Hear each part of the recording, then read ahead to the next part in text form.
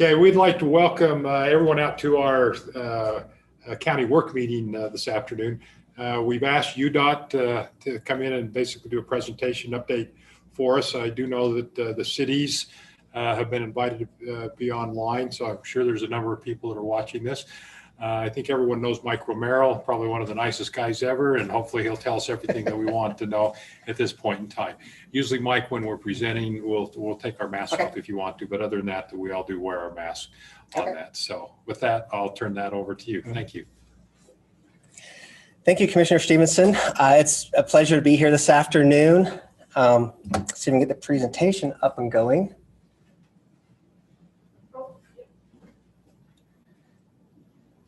So we're here to talk about the US 89 project and the work we've really completed in the last year. So, towards you. Am I hitting the wrong button? Okay, I'll just watch it. Okay, so as part of the Highway 89 project, one of the things that we really wanted to do because of the corridor that we're working is we really wanted to go in and establish a culture amongst the project team. And part of the way that we do that is through our core values. And so I'm going to start off here with, these are UDOT's core values: trust, safety, fiscal responsibility, passion, dedication, and public responsiveness. And these are what really used to guide us when we're out working amongst the public. And as part of all of our project meetings, we start off with a core value moment. I'd like to do that here today as well. And the one I want to choose today is dedication. So for all the residents that live here in Davis County, you notice we kind of had a little bit of a windstorm last night. In preparation for that, our contractors had safety meetings yesterday afternoon, looking at the weather, looking at the forecast, and looking at what could be anticipated from a weather event and what impacts this has on the project.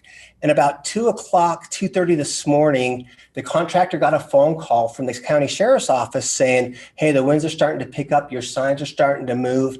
And they were on top of it like that. Through proper planning, through proper dedication, we had people out on the job at 2:45 this morning, picking up signs, making sure that the corridor was safe for the travelers getting to and from work in the morning. Because at that time of night, it's pretty dark, and if something's blown over in the road, you're not going to be able to see it. You could hit it. There could be a crash. And so through their dedication and through their planning, they were able to get out there and make sure that the roadway was safe for the public to travel through and get to work in the morning.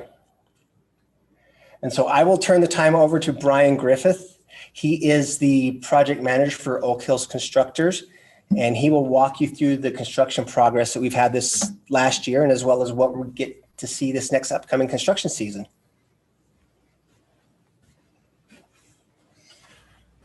The first little focus here is a lot of numbers. We've been very lucky with weather. It's been a dry fall and dry winter so far, so we've made a lot of progress. The big thing, storm drain on the project is 30% complete. Third-party utilities, the Rocky Mountains, Comcast, CenturyLinks, they're about 42% complete. And then our wet utilities, our water lines, Weber Basin, municipalities, and sewer lines are about 40% complete.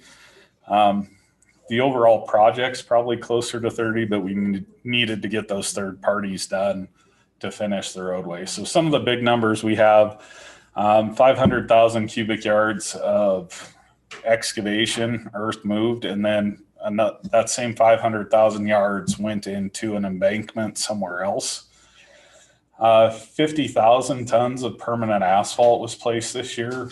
A lot of that was in November. Just to make sure the quality is up to par, we've taken 16,000 density tests, 400 proctors. We've had over 4,000 inspection reports filed. And since inception, when we brought the design team on, we've got over 800,000 working hours on the project. We just got the girder set at Oak and 400 North in the last few weeks. So you're seeing major progress out there. Can you move forward? By phases, we have a couple of utilities, just how much we've done. Weber Basin that serves about 140,000 residents. And to date, we've completed 10,000 feet of that pipe, about 2 miles of different sizes in welded steel and ductile iron. We still have about 3,000 feet to go. That should take us through the spring and into early summer. Go ahead and go. For Layton City had quite a bit of new water, 20,000 feet to date. We've got also about 3,000 feet of sewer line connected for Layton City. Kaysville City, almost 12,000 feet of water line. Central Davis, that runs through a few of the municipalities, about 2,500. Fruit Heights, we've got 3,600 feet, around 400 north that we've got to get in. And we completed about 3,000 feet of Hates Creek irrigation line. We can go ahead and go to the next. CenturyLink, we've relocated facilities that have affected 5,000 homes. I want to say there's close to 7 miles of CenturyLink that's been completed to date.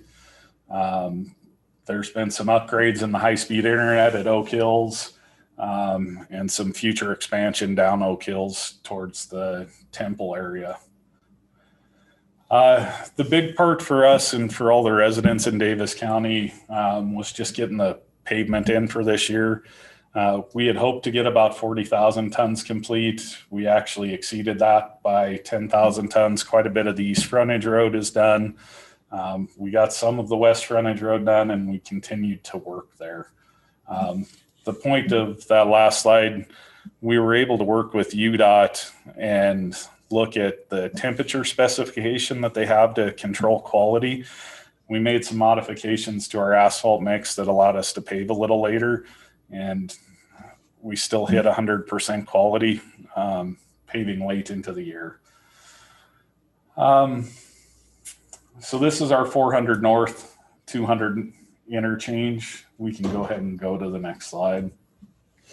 We've switched over to the east side of that roadway, working on milling. That pretty well finished up last week. There's major earthwork operations going on for probably the next 3 months there as we continue to contour that.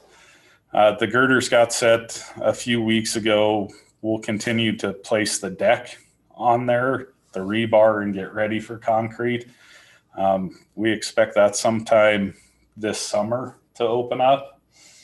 One of the things that people don't see is we've been doing some modifications to the Bear Creek box structure. We've lined that to continue Bear Creek flowing through that. And we've also added or started work on the first of the pedestrian culverts on the project. So that's off to the west side of the road. You'll see some piles sticking up next to the road. There's about a 30-foot vertical cut there where we're starting to work on that box. The West Frontage Road, there's still utilities and a few detention ponds to clean up there. Gordon Avenue, a lot of utility work in this area, as well as a large cast-in-place wall on the east side that we're starting. That's going to take us 3 or 4 months just to do that wall. And then everything else besides that, this is also a midsummer completion date for Gordon. What a lot of residents don't see is the Gordon extension. There's about 1.5 miles of new roadway from the future Gordon interchange out to the west to connect Layton City. That is in its final stages of preparation, and that'll be ready to be paved by spring. So that's going to be a huge benefit. We can go to the next one. Oak Hills, this was kind of our biggest cluster on the job with multiple utilities, easements, you name it, going through here. It was also the home of the Layton City water tank that we were able to move out of the way this fall in October. Same thing, we got the girders set over where 89 traffic is right now. We're starting to work on the east side abutment and doing our excavation there. This will follow about the same time path as midsummer, we're hoping to complete this and have that interchange fully functional. Lots of utilities still going through there. You can go ahead and go to the next. Thank you. Antelope Drive, we're starting to branch out to get some of our utilities done. We've got borings going across the road at Antelope Drive. Trying to get in our Weber Basin water line on the west frontage road, so trying to stay ahead of the road work there. That's going to be going on for the next 6 to 8 months through Antelope. The big part of our project, since this is a little bit of a new audience, is the first 3 interchanges we work on, we had to have functionally complete and provide access so we can work on the next 3 intersections or grade separated crossings. So we'll make almost complete Oak, 4th, and Gordon before we start work on Crestwood, Nichols, and Antelope. We can go, thank you. And I think that's the big part of it.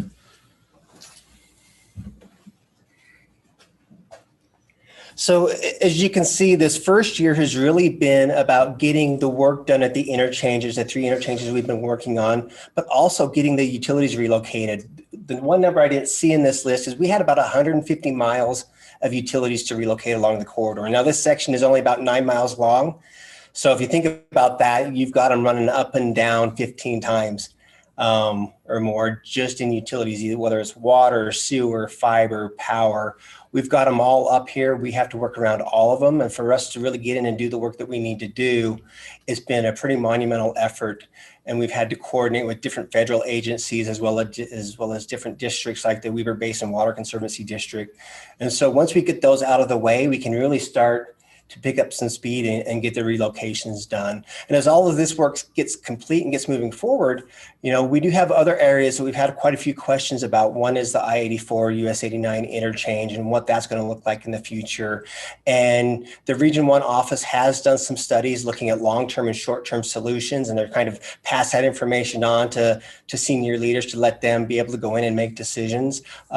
We have been working very closely with the county as well. I'm sure you drive by the golf course and you see the detention pond that's gone in that area.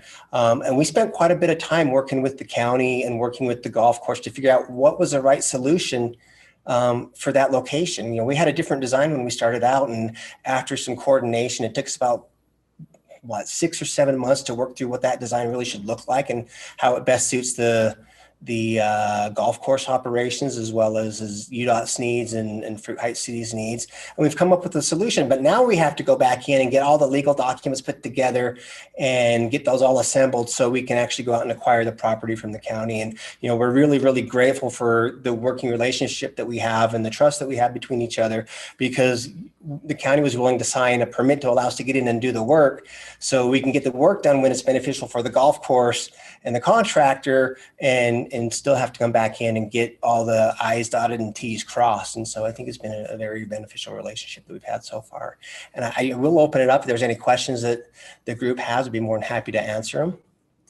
Sure.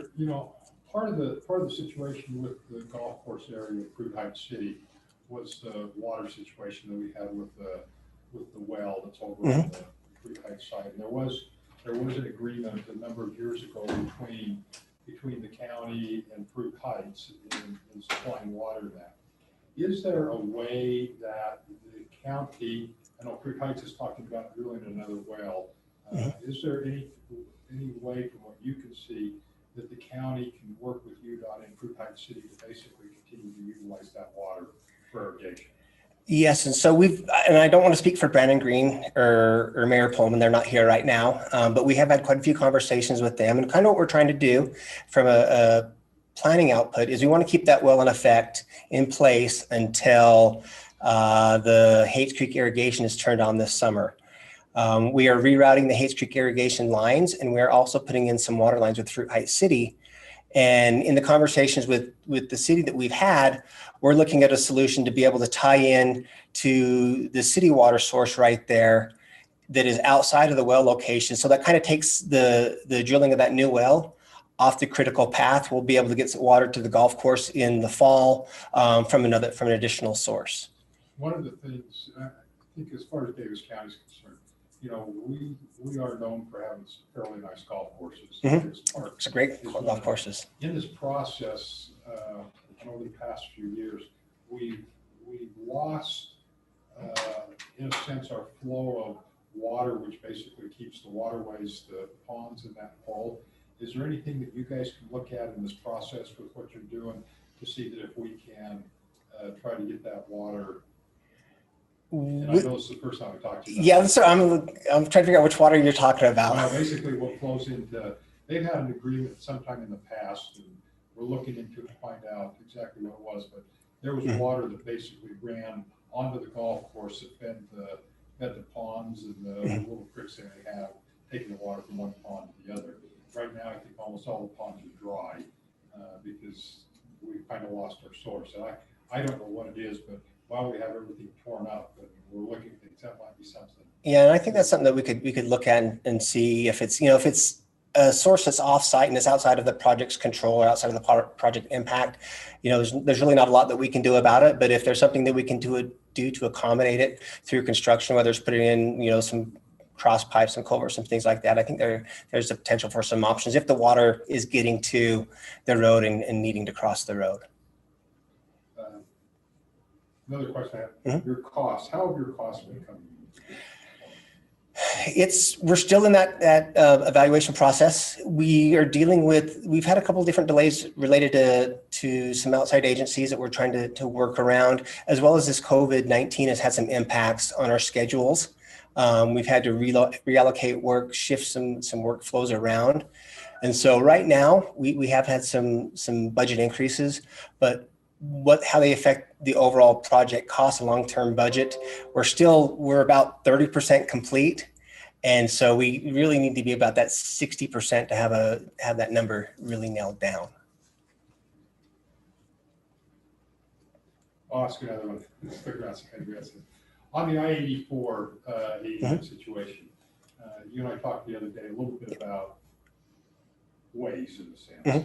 Can you talk a little bit more about that as far as some of the thinking? Nothing's been approved, nothing's been... Yeah, and so that interchange is a very complex interchange. If you look at like a system-to-system interchange like we have down at I-80 and I-15 in Salt Lake, the Spaghetti Bowl, to have a fully functioning interchange, it's a pretty complex solution. Then when you add in South Weber and Uinta right there as well, it really makes it a pretty complicated solution. So what we're doing, or what the region done is, and this is my understanding, what the regions did is they looked at a couple of different alternatives. They looked at a short-term solution to help with the traffic flows, and that could be putting in a different type of interchange, like a spooey or a diverging diamond, or just a different type of interchange. And then they're also looking at a long-term solution as well. And what we want to do is we want to be able to make sure that whatever we do now is compatible in the future as well. So we're not spending money now and then having to replace it in the future. And so they've done the studies and the analysis. I haven't dug too deep into those details. And again, part of the problem we have is at some point in time, 89 has to end. Yes. Which realistically, what this would do is move the traffic further up the hill when you get into South Hog. Yeah. Correct. Yeah. I mean, it really comes down to where is that first stoplight at, and that's part of the internal discussions they're having with the department. Yes. What are the options with the railroad crossing? I haven't dug too far into the details. I used to design structures, and I know that they're a very unique challenge. We have to keep those railroad lines up and functioning, and so that just adds additional complications to that problem. Are there any other questions? Did you say when you anticipate being all the way finished? So right now we're looking at having construction complete in August of 2023, which seems like for a normal construction job, it seems a little bit longer than normal. But when we were looking at the cost analysis for the project itself, we can pay acceleration costs, which means the contractor's there 24/7, or we can pay inflationary costs, which basically the contractor takes more time, but the cost of money goes up over time. And what we tried to do is try to find that sweet spot between when we get the money from our cash flow, as well as trying to pay the appropriate amount, not paying too much in inflation or paying too much for acceleration. So that's where that 2023 number is. And then once the decision was made to take the overpasses or the bridge crossing locations, take 89 under the cross streets instead of over the cross streets. That really complicated the construction as well. It increased the phasing quite a bit. So, Brian, as far as surprises, things that have taken place, man, that really caught us off guard. Are there things that exist like that you've seen? Every day. Every day. No, I'll say this, the biggest surprise is the rocks. There's some Volkswagen rocks out there that I would have never expected. I would also never expected the Facebook community to create a Facebook for Save the Rock. But as far as the challenges on the project, being brought on early, we vetted a lot of different challenges, and with our team from design still in place on construction, the projects moved very, very smoothly despite earthquake, COVID, yeah, easements from outside entities. We're still on schedule. We had submitted that schedule almost 2 years ago. And so to date, we're still on that and hoping to beat it. So yeah, I think there's been challenges every day, but nothing that's stopped us. Mike, on the sound walls, where all are the sound walls going to be ran? Oh, I don't have a map in front of me. I apologize for not having the map. So we did go out. We did, I think there was there 10 or 11 sound walls that qualified. There was 12. We had 12 sound walls that qualified. We went out with the balloting on all the sound walls, and we had a pretty positive response to the sound wall installation. I think the overall vote was right around 70 to 75%. And I'm going from memory here, so I'm not guaranteeing that number is correct or not, but it was a really, really high vote in favor of the installation of the sound walls. So will there be a sound wall that runs in front of the golf course? I can't remember if there's one at that location or not. I don't think there is. Yeah, and My gut's telling me no, but yeah. Yeah, I don't remember, Bob, off the top of my head. I apologize.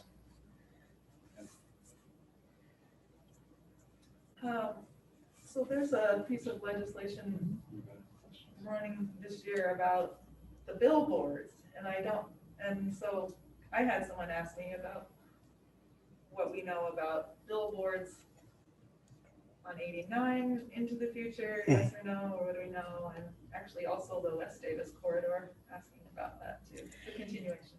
Yeah, so I can't speak to the West Davis corridor. I do know the majority of Highway 89 is zoned as residential, and based on the current legislation in place, the installation of sound walls or billboards is not permitted in residential areas.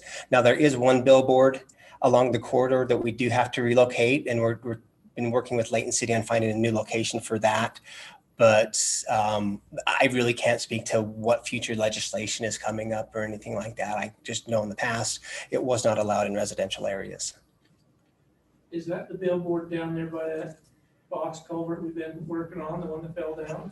No, that one's South Weber. This one is just south of the Grounds for Coffee and where the two gas stations used to be. Yeah. Let's not put that one that fell down back up. That's outside of my control. What about as far as tearing out any more structures? Is the old, speaking of Grounds for Coffee, I believe that stays. What about the old gas station? So the old gas station, the building is staying, the tanks have been removed, and that property will be surplus through UDOT's surplus property process. Will the Grounds for Coffee still be there then? Yes, the Grounds for Coffee is staying as well. And they're going to approve Valley View Drive. Oh yeah, there's going to be an improvement at the trailhead or Adams Canyon too. Yes, we have worked with Layton City about some improvements for the trailhead. We put a park and ride in for UTA on the west side of the frontage road up on the east side. And then we also have a parking lot on the east side for the trailhead. And between the two parking lots combined, we have about 150 parking stalls to accommodate. And kind of the thought process behind that is during the week, The UTA lot will be pretty full and the majority of the cars will be there. Then on the weekends, the ones using the trailhead can overflow into the park and ride if necessary, and try to keep them off the street. You mentioned earlier, I believe, about a crossing, pedestrian crossing. Mhm. How many areas will have crossings? So all of our structure locations have sidewalks in them, whether it's a 6-foot sidewalk on each side or a 10-foot sidewalk on one side. So there's 4 crossing locations, right? There are actually 6 at the different locations. We'll have a bridge at Nichols Road. We'll have a bridge at 4th North. We'll have a bridge at Oak Hills, at Gordon and Antelope. They'll all have sidewalks. And then we have a pedestrian culvert going in at Bear Creek. And part of that is, as Brian mentioned, we slip lined the existing culvert that was in place, and that came out of some innovation working with the contractor. Originally, we were going to tear out the existing box culvert and replace it with something bigger to accommodate foot traffic as well. And through some cost evaluation, some innovation, we came up with a different solution, because that's about 45, 50 feet deep below the top of the roadway surface. And so if you have to go dig a hole to get that box out and put a new one in, it's a really big hole and a lot of material that we have to remove and replace. So we slip lined it. We're keeping that pipe in place, and it meets all the hydraulic capacities. And then up higher, we're building a smaller box culvert to accommodate pedestrian traffic. And this is working with Fruit Heights City and their master plan for a trail system. And in doing that, we're able to save money because we're not digging such a deep hole. We took that savings and put a different box culvert in and still had an overall cost savings on the job. And then Layton. And so there's that one. Then we've been working with Layton City about trying to put one in right by where Valley View kind of ties into Highway 89 on the north end of Valley View before it goes up to that neighborhood by 193. So there's 2 pedestrian crossings, and we have the 6 structure locations. Is Bear Creek the one, like the Gailey Trail at Nichols Park, is that the creek running? Yeah, that's Bear Creek. Uh-huh. And so we will be able to then go under the new freeway Mhm. and get to the other side and access trails over there. Yeah, and I know that's something that Fruit Heights City is working on, and we're working with the city as well as about a little pocket park on the east side right there as part of our 6F conversions for Nichols Park. And then cycling trails, tell us about those. So cycling, thank you. That's something close to my heart, actually. So with the completion of Highway 89 and getting that done, is we want to get cyclists off of Highway 89 itself. And so we've been working with the different municipalities to put in a bicycle route on the east side frontage road. So at Cherry Hill, you'd be able to hop on the old mountain road, ride that all the way up to kind of where it ties into 400 North now, and then you'll have a new frontage road that will take you all the way up to 193, and it takes advantage of some of the existing roads in there, like Valley View Drive. That's an existing road. We're not going in and replacing that. And then we will provide a multi-use path from 193 down to South Weber Drive, or that frontage road on the east side of 89 by South Weber Drive. So you'll be able to get from Cherry Hill all the way to South Weber, and you will not have to get on Highway 89. That's fantastic. I've cycled 89. Mm-hmm. No, I've cycled it too, and it's, sometimes the cars are going really, really fast and they get really, really close. And so if we can get people off and give them a safe corridor with a lot lower traffic, I think it'll be a really nice solution. So are you still, I know at one time you talked about how many tons of fill that you would be using and you were taking down to stockpile for West Davis. Mm-hmm. Does that work down with So I'm not sure if we're on schedule for that or not. I can let Brian speak to that, but I think we ended up moving 750,000 cubic yards of material from Highway 89 out to the West Davis corridor. That's the planned amount.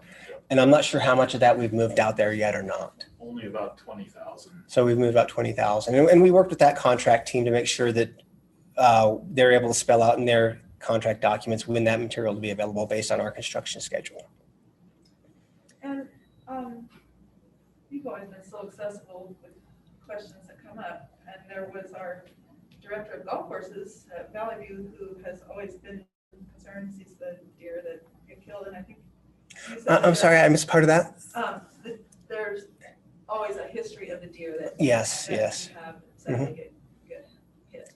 I think you have said there will be some things in this project that will help with the wildlife crossings. Yeah, and so as part of the project, we coordinated pretty heavy with the Division of Wildlife Resources and whether wildlife crossings were needed along this corridor or not. And based on their guidance, we decided not to put wildlife crossings in, but we're putting wildlife fencing up to try to keep them off the corridor. Because when we talked to them, part of their concern was once they get on the west side, there's really not the nesting habitat that they used to have out on the west side. It's been developed as homes, it's neighborhoods, it's residential, and there's really not an area for them to go. And they were concerned they could become nuisance animals once they got on the west side of 89. And so we're putting up the fencing to keep them off of the roadway. Is that just some taller or something all along? It's along the entire corridor. There's a good example of it. We have some on the west side of the 400 North interchange, on the northwest corner of the 400 North interchange. Some's been installed already. That's great. You may not step out of that back to West Davis. When will the initial construction start with West Davis? Are you familiar with that? I don't have any idea. There's a different project manager. It is. That is Rex Harris is the project director for the West Davis corridor. Yes, we have questions about that one. Okay, if there's no more questions, Ryan, we appreciate you guys coming in. It's good. Maybe another 6 or 8 months, we'll have you come back and update us.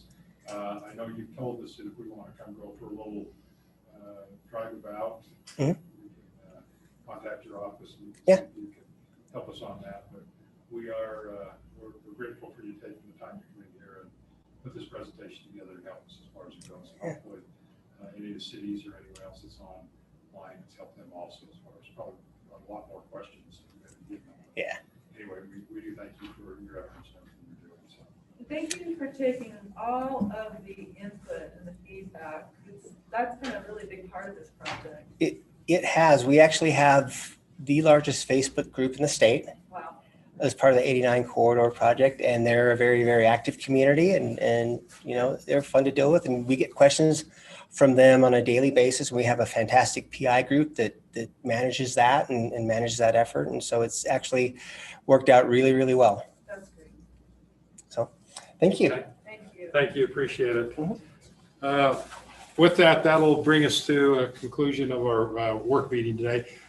For any of those that are out there online, if you do have questions that we weren't able to answer, you can contact Mike Romero at UDOT and they'll get back to you with your questions.